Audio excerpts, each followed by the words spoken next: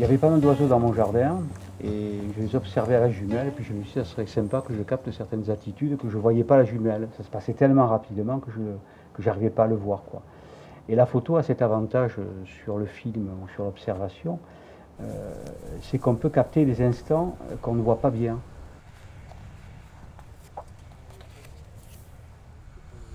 Ils ont des attitudes incroyables, ils ont une aisance en l'air, ils jouent avec les turbulences, c'est extraordinaire. Et plus je les photographie, plus je trouve que ce sont des individualités.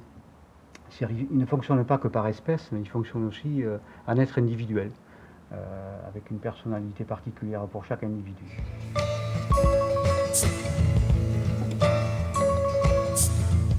Bah, il faut être souvent et longtemps au même endroit. Il n'y a pas de secret en fait. Je pense qu'il faut observer très longtemps, essayer de comprendre l'attitude de l'oiseau. C'est-à-dire quand est-ce qu'il va décoller, quand est-ce qu'il va agresser un autre, etc. De façon à anticiper le mouvement. Quand on a vu l'action, c'est trop tard, c'est pas la peine de déclencher. Donc il faut anticiper cette action-là.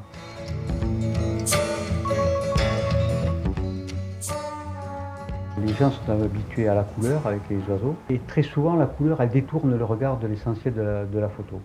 Le regard va être fixé par des couleurs particulières et on perd un peu l'essentiel de l'attitude, du mouvement, de ce que donne à voir le sujet.